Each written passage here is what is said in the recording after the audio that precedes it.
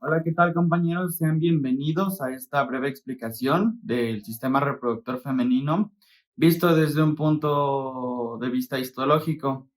Para abordarlo, cabe destacar que lo vamos a dividir principalmente en dos, que van a ser los genitales reproductores internos y los genitales reproductores externos. Como órganos genitales internos son los ovarios, las tubas uterinas, el útero y la vagina. Y órganos genitales externos tenemos la vulva y el pabellón vulvar. Comenzaremos ahora con los órganos genitales internos, comenzando por el ovario. El ovario está compuesto por una corteza y una médula. La médula o región medular está ubicada en la porción central del ovario y contiene tejido conectivo laxo. La corteza o región cortical se encuentra en la porción periférica del ovario y rodea la médula.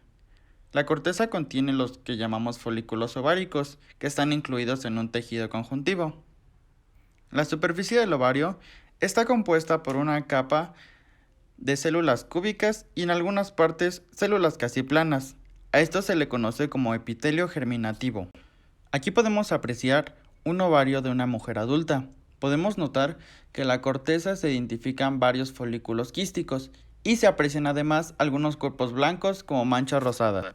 Del mismo modo, aquí tenemos otros dos cortes histológicos más del ovario. En el de la izquierda podemos notar las células esteroidogénicas del cuerpo amarillo. Vamos a notar que contienen un citoplasma amplio y levemente acidófilo. Del lado derecho, vamos a notar que en esta imagen de cuerpo amarillo es posible identificar la teca externa. Vamos a notar los abundantes vasos capilares congestivos de la teca granulosa. Ahora abordaremos el desarrollo folicular visto histológicamente. Lo dividiremos en tres: en folículos primordiales, folículos en crecimiento, que se van a dividir así en primarios y secundarios, y folículos maduros o folículos de grasa. Los folículos primordiales aparecen en el ovario durante el tercer mes de desarrollo fetal.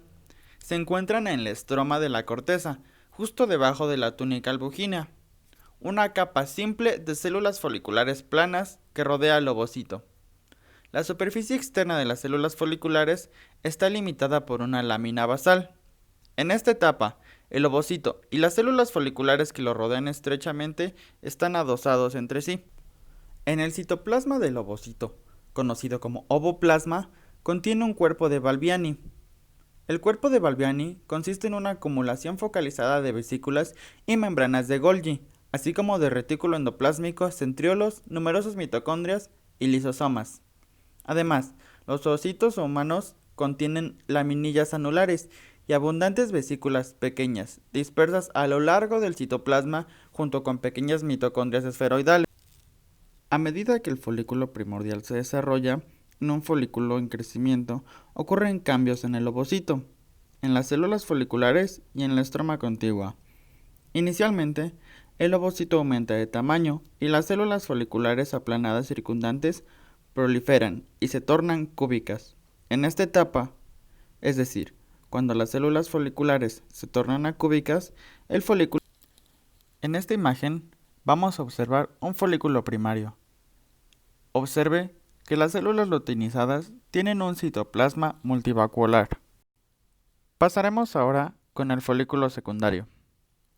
El folículo primario inicialmente se hace más profundo en la estroma cortical a medida que se incrementa su tamaño, sobre todo por la proliferación de las células de la granulosa.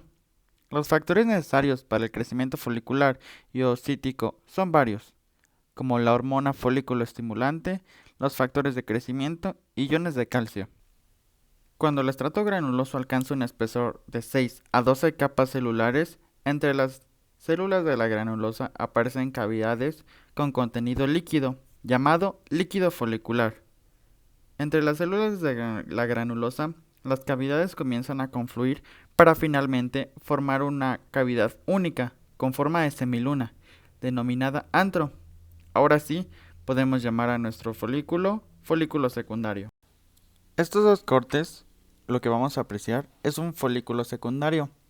Vamos a observar la zona pelúcida, las células de la granulosa con depósitos de líquido folicular y las tecas. Y con esto llegamos al folículo maduro o también llamado folículo de Graf. Este se va a caracterizar por su gran tamaño y se extiende a través de todo el espesor de la corteza ovárica y sobresale en la superficie del ovario.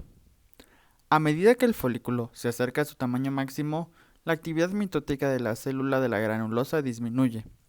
El estrato granuloso parece tornarse más fino a medida que el antro incrementa su tamaño. El ovocito y las células del cúmulo se separan de forma gradual del resto de las células de la granulosa en preparación para la ovulación. Durante este periodo de maduración folicular, las capas de la teca se tornan más prominentes. Las inclusiones lipídicas aparecen en el citoplasma de las células de la teca interna y las células adquieren las características estructurales de las células productoras de esteroides.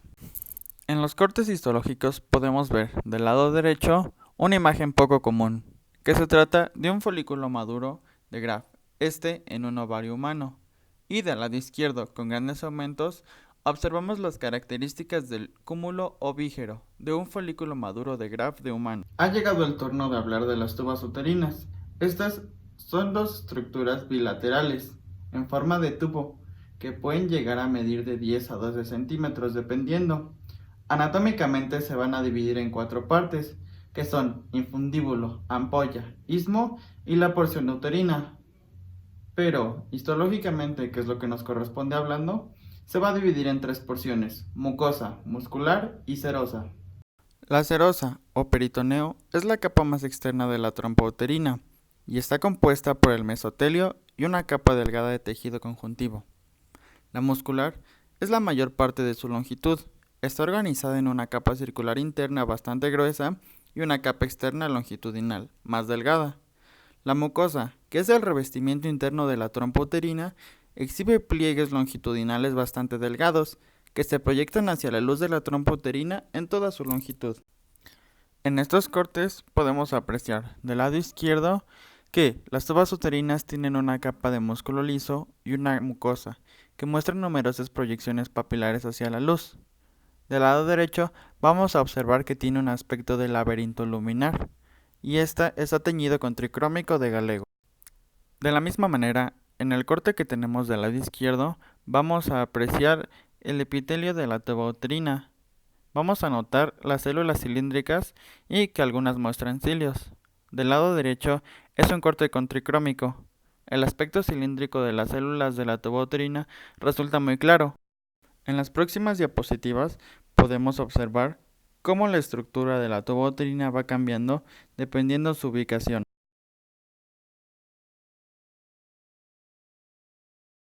Pasaremos con el útero, que está compuesto por 3 capas: endometrio, miometrio y perimetrio. El endometrio es la mucosa del útero.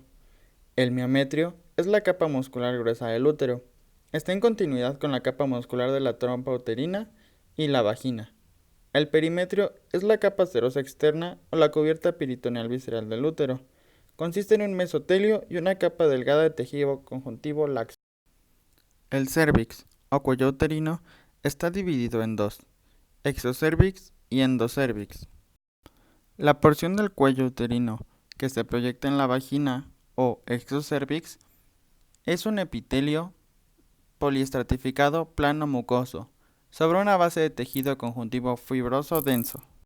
La unión entre exocérvix y endocérvix va a mostrar un cambio de epitelio. El epitelio pasa de escamoso a monoestratificado, como podemos apreciarlo en los cortes histológicos. El epitelio del endocérvix es monoestratificado cilíndrico mucosecretor. Se repliega en profundos túneles que le dan el aspecto de glándulas endocervicales. En esta imagen vamos a observar la relación que tiene el cérvix uterino con la vagina. Vamos a observar el grueso epitelio vaginal y su continuidad con el epitelio exocervical. En el endocérvix, el epitelio es mucho más delgado. Por último, para terminar con órganos genitales internos, tenemos a la vagina.